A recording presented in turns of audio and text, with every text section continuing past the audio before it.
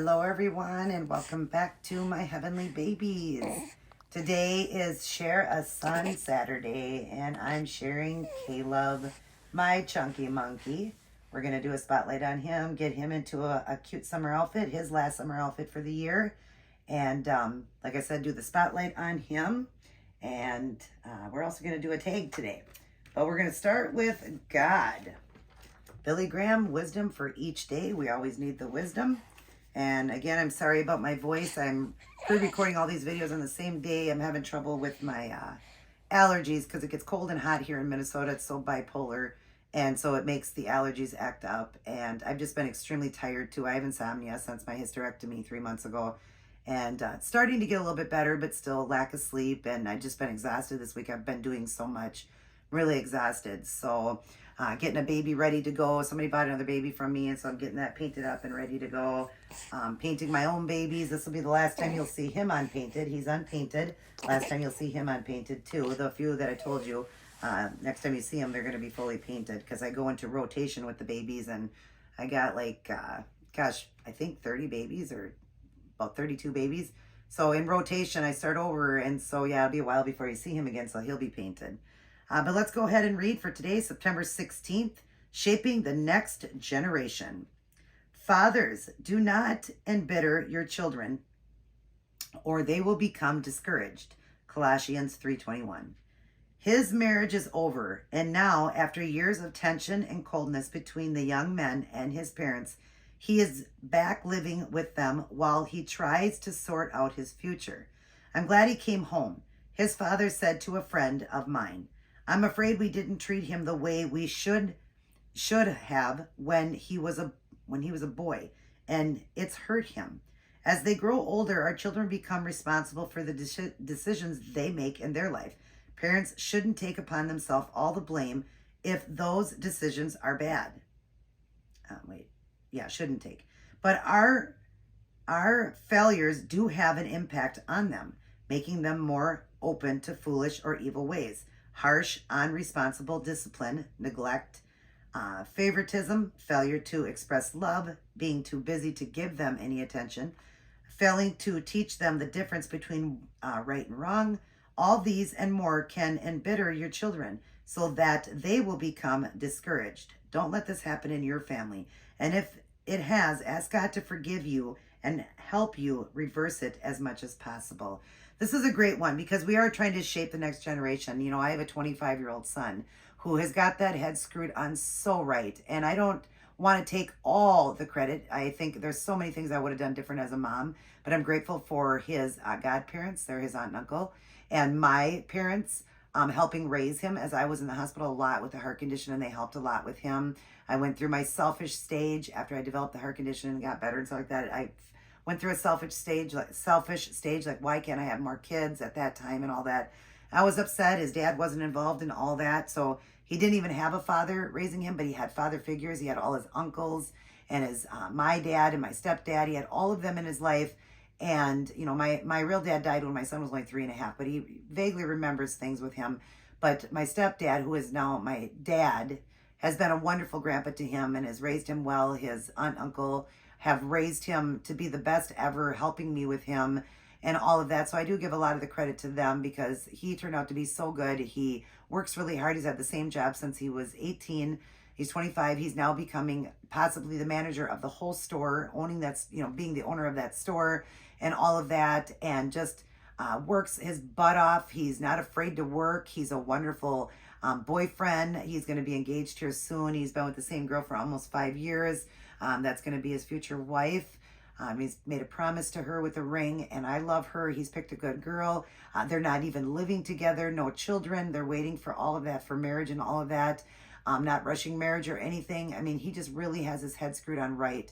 And I have to give credit to everybody who helped in raising him because, of course, I didn't do the greatest job. I, of course, did some things, especially as he got older and I got closer to God. But I have to give the credit to a lot of them, too, helping because even though he didn't have his father and his father now is gone, passed away, was never in his life, he had Phelan, my husband, in his life since he was 13, and they have a bond really close and all that. So, everybody helping out with him have really but my aunt and uncle being the most, and my mom. My mom really helped a lot with him. My mom was, so great with him, in the very beginning, especially when he was little, because I was sick in the hospital, so she really had to raise him. So I give a lot of credit to my mother, starting with my mother and then my aunt and uncle, and all they did, and help with him, with me, because I was a young mom, and I was upset that his dad walked away, and I was upset I had a heart condition, and so I became selfish, and so there's many things I would change in my life, but he turned out to be so good. So it is shaping the next generation for our kids, as we, they talked about God to him a lot. I mean, of course, he talked, I talked about God with him, knowing God his whole life. I mean, that's another thing. He's a strong Christian, very faithful man of God, loves God, prays to God, knows the Bible well, and I'm very proud of him. But it does shape our children. If we don't shape our children now, it's going to cause them to not be that great of parents when they're older. It can skip a generation, or they can be completely different. But that being said, I do believe my son's going to be a wonderful father, even though his father was not in his life. He had many father figures. So he knows what it's like to be a dad, people being a father to him. So I know when he becomes a father, of course, it's new to everybody, but I know he's going to do wonderful. And I'm grateful for all the help. The wisdom for today is, Father, our children are a gift we are entrusted with, and they only remain under our roofs for a short time. Help us to train them in ways of holiness, encourage them with truth from Scripture, and live a godly example before them. And that's what we truly need to do, live a godly example for them. That's great wisdom. My kid has been gone since he was 18. He stayed a lot with my aunt and uncle, because they helped. Because, when I was sick, it was hard for me to wake up with all the meds and everything I was on. So a lot of the time he was over there. I lived in the same complex, so I was with them every day. But I just mean, they helped out a lot too. So, but, he's been away from home for years now, but just living with his aunt and uncle and stuff like that. That's his godparents, like I was saying. And I'm not rushing anything. Really, he's got his head screwed on right. And, everybody that helped with him and telling him about God and all that. In fact, he was homeschooled his whole life, and he went to Christian academy. So everything he was doing was all about God too, growing up from kindergarten all the way up. And so, yeah, he is not under my roof, but he is a wonderful son, and I couldn't ask for a better son than my son, Dylan. He is amazing, amazing, amazing, amazing, and I'm one proud mother. I can't take all the credit, though, maybe a tiny little tad. I know everybody's going to say, oh, come on, you're his mother. But seriously, he had a lot of help, and that's because of the things I went through in my life. And there's reasons, and we won't get into everything. One was the heart condition, all that, but there was other reasons. I was mentally, physically, emotionally abused and stuff. So I had a lot of things go wrong, but that's no reason why I couldn't have been a mother. I was so happy when I had him, and I did really well. And then I developed the heart condition, and from there, things just changed in me. And I'm glad that I got close to God, eventually got close to God, and he turned out great. He really did. Very proud of him. Very proud to be his mother, and we have a bond that is unbreakable. Start your day, go through your day, and end your day with Life's Manual, the Holy Bible. Read it, study it, and get a great personal relationship with Jesus, the man who came here to die for us. And let's honor him by raising our kids right, honoring what the Bible says, doing what God wants us to do, not just reading his word, but honoring it. Because what good is it if you don't honor the word? So, and that is what I'm saying to myself. I need to honor his word. There's, many days that I've skipped reading again. I need to get back to it. Sure, I read to you guys, but I'm talking about I need my time alone with God. We all need that. We can do all of this all we want, and, missionary work and all that, but we need to talk to God alone too. We need our alone time with God. So we definitely got to make sure we open up the Bible ourselves and be reading. But yeah, I'm just, happy, and it's kind of neat that fell on today for Share a Son Saturday. See how God works again. That was about our children, and I'm sharing a son today. Regardless, I'd be sharing one of my babies, but it was kind of neat that I was sharing a son and talking about my son. But it's not my son baby. I have a baby that's kind of a lookalike of him, real close to him or whatever, but it's not his turn to come into rotation yet. So we'll share Kaleb. All right, let's take Caleb's little well here, his lovey. It's a well with the little anchors on it. That's his favorite. And he's sleeping right now, and thank God. We're going to talk about him. We're going to do that, and then I'll do the tag. So the outfit I'm putting on him is this really cute, it's a onesie type pair of shorts with the snaps in the crotch and the snaps down the front here. And it's done in a beautiful red. It's kind of a coral red. And it's got a seahorse on it, seashell, a turtle, what is this, a lobster? I think so. Some form of a lobster or clam. I can't remember what that is. A little lobster, I think. But it's very cute. It's got all the little under the sea, sea creatures. And it's just really cute, really pretty color. I'm going to pair it up with these little shoes that are kind of like the same shade. Just barefoot with these little shoes on him for summer. And then I'm just going to give him the gray Nook. And we're going to go without a hat today because I didn't really have one that would match with this. So we're going to go without the little hat. He is a baldy, but I think he's going to look really cute. He, you know, they don't always have to have hats. But he will be done when you see him, but he won't be rooted yet. The rooting is going to be all through. Well, can I have your passy? I'm going to be rooting all of them through the fall and the winter. So next time you see me, he'll be painted, but not rooted yet because I have a lot of rooting. Rooting is going to take way longer. That's going to be a long process, the rooting, each baby. So the painting is much quicker, but the rooting, that takes time. All right, this baby, let's do a spotlight. One, he's a big boy. He's got big feet. Look at those feet, you guys. They're short, but big, big feet. I hope these shoes fit him. Never even thought if these shoes were going to fit him. Well, they look like they're his size. He just has really fat feet. They are kind of fat shoes, though. So hopefully they'll fit his fat feet. But he's a chunky monkey. He is. He's definitely a chunky monkey. He had one that I had before him was done in the 30 EcoFlex, like I was talking about Toby.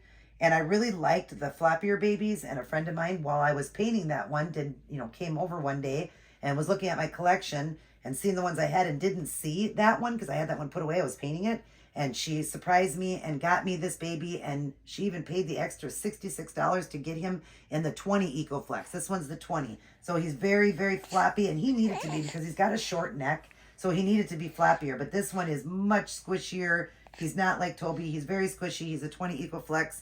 And I love it. But I didn't want to hurt her feelings. She doesn't watch my channel or anything like that. She's not into the YouTube. But she got me one, and so I sold that other one, and I called that one Sylvester, but now I have a Michael Sylvester with my Levi sculpt, the full body silicone Levi I have. So I have that one as Mikey Sylvester, and the other one that looked like this was Sylvester Michael. So, and that is Sylvester Stallone's real name in real life is Michael Sylvester, but for his stage name, he went by his middle name Sylvester. And so that's why I did Sylvester Michael for the last one, and the lady kept the name, and I did him as a redhead. And he was just so cute. I did drawn on hair and rooted, but this one I wouldn't be able to do it because that was a 30 EcoFlex. Some of them you can draw the hair. Some of them obviously you have to paint it on or, root it. But this one I'm going to be doing really cute too. And this one is Kaleb now. And I have my Michael now. I have my Michael Sylvester.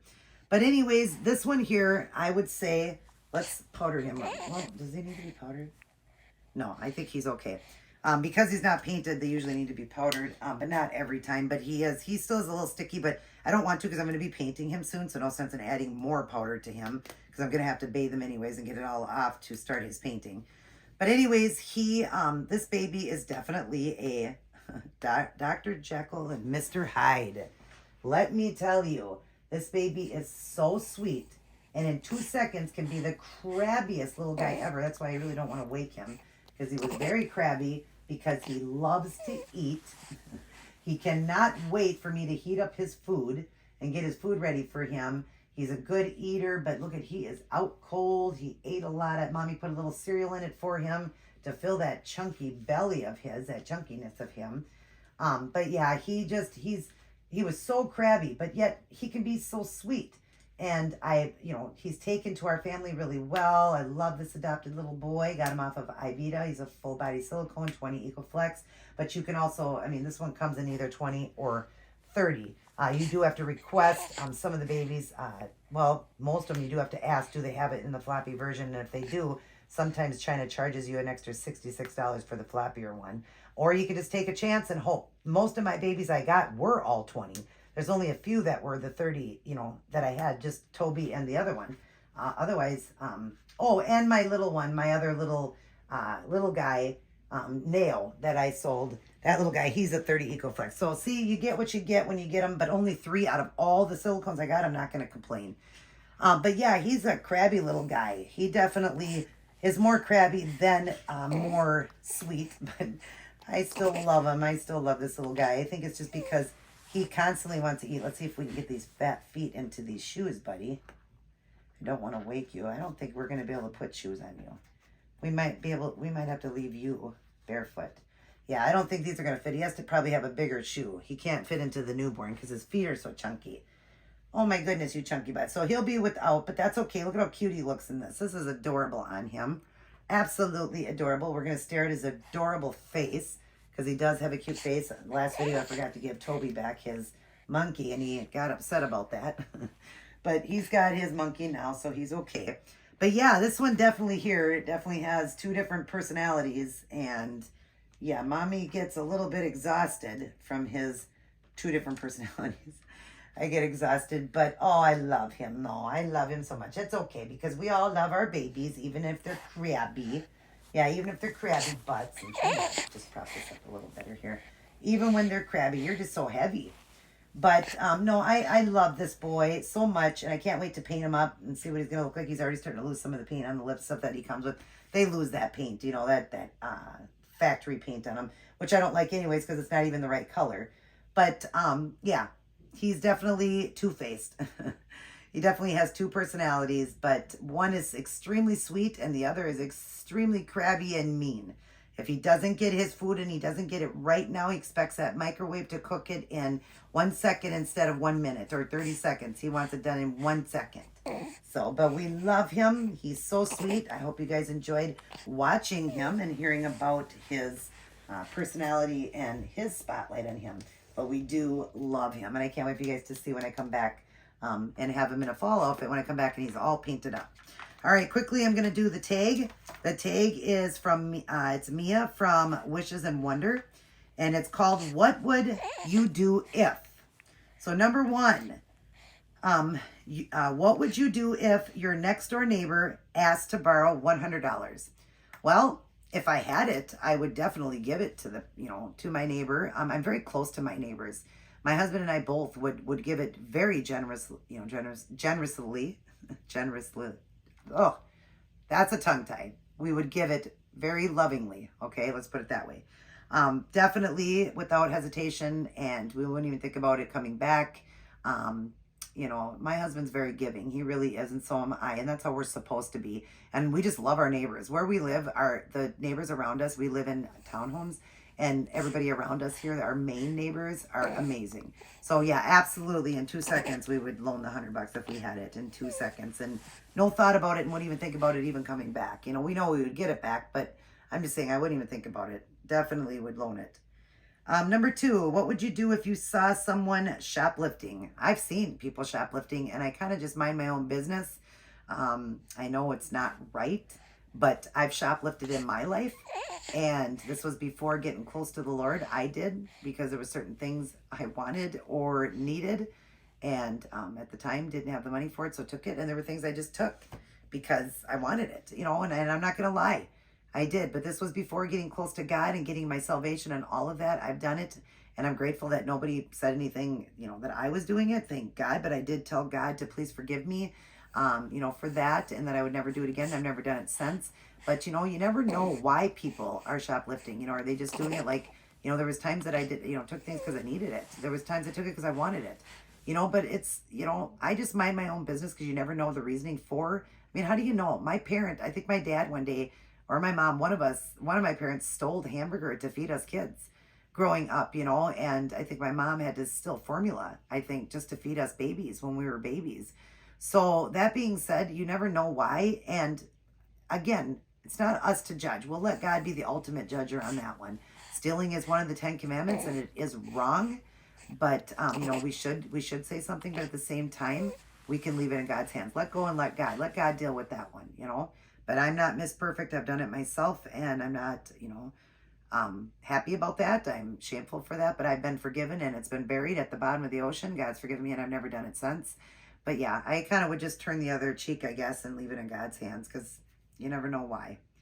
3, what would you do if a former lover asked you to get together for lunch? Well, I'm a married woman right now, and I highly doubt my husband would like it, and I don't think I want to be with my former lover at lunch. I just think it would be kind of weird.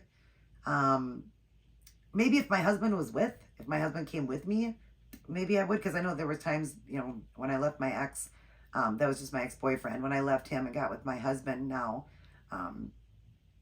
he was helping us with things with a car we were loaning from him and all that. So yeah, I suppose if my husband came with me, but I wouldn't want to go alone to see him. And not that I would worry about anything. And I suppose if it was okay with my husband, maybe I would get together and have lunch, but it'd be a little bit weird. But, you know, my ex was not great. Let's put it that way. It wasn't great. But as a person, just, you know, what the things he had done for me to take care of me was good. So, you know, and I guess it would all depend on how my husband felt about it, you know. Kind of want my husband with. What would you do if what would you do if, I won. What would you do if you won $1 million? What would you do with it? Or wait, what? Why does it say if I won? Oh, if I won. What would I do if I won $1 million? What would I do? Well, first off, I would help all my loved ones, my family. I would definitely help the people in my family that need it. I would want to help them, you know, financially. I'd want to help, you know, people out there that need it for sure. But I'd start with my family that needs it. I would want to get every single bill paid up and taken care of, which, you know, our bills are pretty paid up, but just kind of get it like maybe paid above so that you'd be sitting better. I would like to get a home, you guys. Oh, I want a home so bad. I rent right now. And I would love to get into a home with my husband. Definitely we'd get a home. But I'd be helping people and getting a home. That's what I would do with that $1 million for sure. Would help my loved ones and we'd be buying a home. Absolutely. And number 5, what would you do if you were asked to do a TED Talk on the Reborn's hobby? Oh my gosh, I would absolutely do it. I love talking about these babies. I think that they are not only just a hobby, a collection, but a great therapy. They have been wonderful therapy for me, and I don't even care who it would bother. I would love to talk about it. I mean, I brought one of mine to the doctor's office. She had asked me to bring one in, and all these people were knocking on the door, coming in, wanting to see the baby, all the nurses and everything wanting to see it, and I was talking about it, you know, there. So yeah, I'd love to get on like that, on the air like that, and talking about, you know, the Reborn community and you know, silicones, Reborns, just they're all Reborns. But, you know, just get on and talk about the hobby and what it can do for people. It can help people with anxiety, PTSD, people that, you know, lost children, people that have, you know, depression, all of that. They're not just for a hobby and a collection. I mean, because they're so lifelike and so real that they become so real to us. Do we all think that they are real? Absolutely not. We know that they're fake. Even the people out there that have had children die and they've gotten a baby because it's replaced that child that they lost and couldn't have anymore.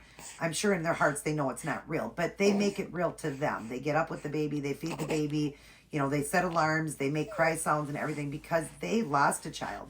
But I'm sure if you sat them down and asked them, you know that's fake, right? I mean, obviously they would say yes. We all know these babies are fake. Just like when I do a spotlight on them, telling them the personalities, that's just what I feel in my heart.